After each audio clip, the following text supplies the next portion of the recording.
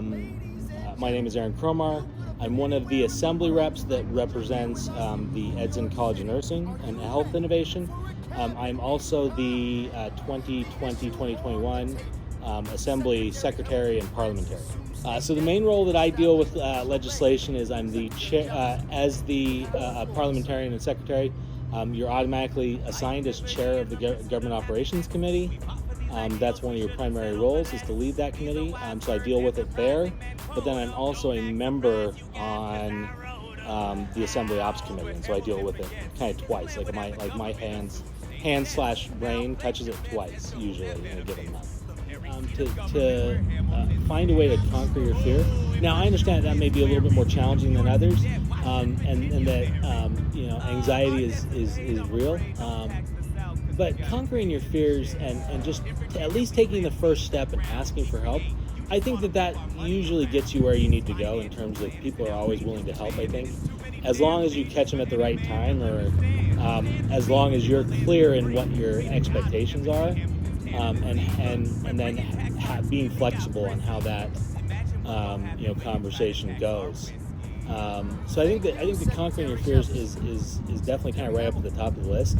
But I think that pretty far, not very far down on the list would also be having actionable ideas. Having ideas is great, and you need a lot of ideas to make policy. Because again, when one thing doesn't work, you're going to have to try 15 other things as a replacement, right? And so I think that having a lot of ideas is awesome. I think the more practical and application-based those ideas are, the better. But even if they're not, find somebody who excels in that. If you don't excel in that, find somebody who does. For a leadership example, I mean the perfect leadership example of that is actually the Disney company.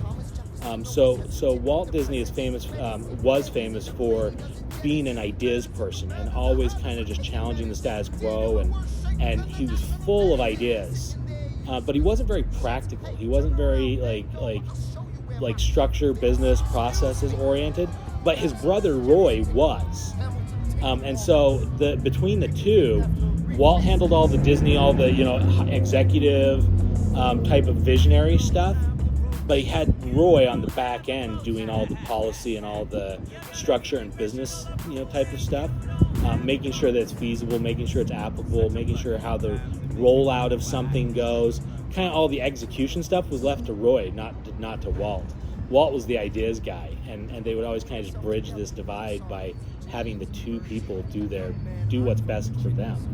Or finding an ally, even particularly an ally who is maybe a little bit on the other side of the aisle on the issue than you, is the best way to kind of really get some good policy that ends up having a lot of support bipartisan wise, or even multi-partisan wise, kind of very parliamentarian type of procedure wise. I think that's kind of one of the best ways to go about it. But we also provide a pretty good template in terms of, here's how you structure a bill, here's the kind of basic elements that need to be in there. But really, in order to really fine tune those, it's sometimes easier to find somebody who's done the process a little bit before you. I guess mistakes that people make is thinking that they can do it alone, or and it's really even just an and or it's both type of thing. Is not leaning on friends or not leaning on your relationships within the assembly to crafting that legislation, to crafting really some quality legislation. Because I think that you lose that power of brainstorming ideas and just kicking tires on ideas and seeing if they're actually viable and seeing if they're actually worth pursuing. Because they kind of sometimes get challenged under feasibility and actionability measures a lot of the times, in the sense of like some of the stuff you can do, if it runs counter to what the administration wants to do, then it's kind of like how effective are you really going to be at the end of the day? If you don't have administration support on some of the bigger ideas, that's going to be a hindrance. That's not going to help us really kind of get our voice and the voice of our constituents heard, because it shuts down the conversation on the other side, right? And so I think that the more that you can kind of work in that kind of bipartisan, we're all in this together spirit, even though it may be a centrist position to take, it's helpful. In terms of passing legislation or writing legislation, or even kind of reforming past legislation, is really to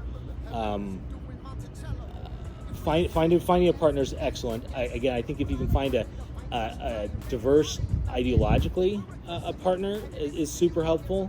And that's why I try and kind of reach across the aisle a little bit more than others, necessarily would be comfortable with. I think that getting outside your comfort zone is a little bit sometimes better in terms of a policy or a way about thinking about legislation. I think the other way to do it is really to think about actionability and think about what's actually going to work and what's feasible.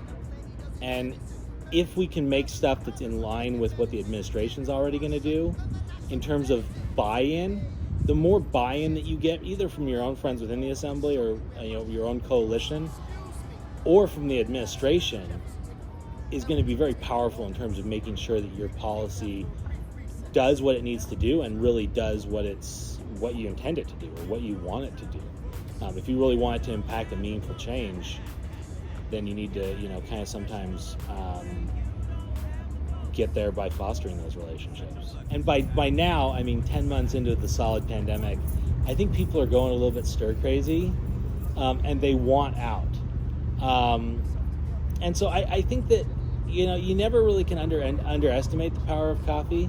Again, even being, a member of the religion that I'm affiliated with, even though I don't drink coffee, like I'm still willing to always buy other people coffee, because I think that that's like the ultimate lubricant in terms of just getting people to meet with you, just getting to have a conversation, and sometimes that's just all it takes to foster that relationship and really ensure that trust that it's mutual and it goes back and forth both ways, and I think that that's just the way to do it.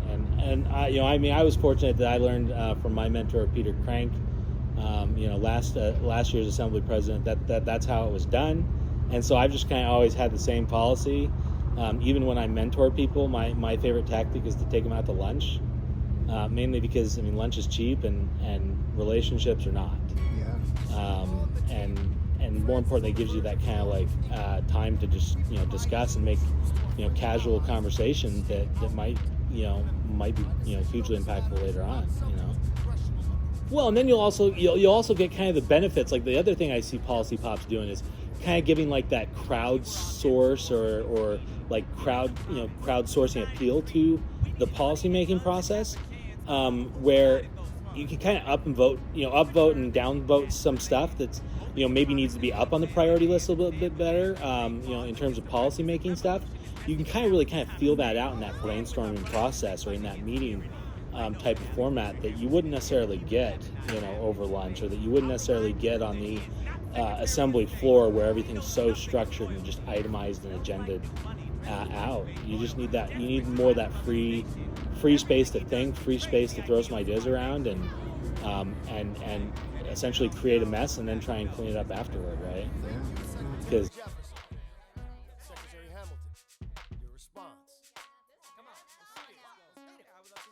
you must be out of your goddamn mind if you think the president is gonna bring the nation to the brink of meddling in the middle of a military mess, a game of chess where France is queen and kingless, who signed a treaty with a king whose head is now in a basket. Would you like to take it out and ask it?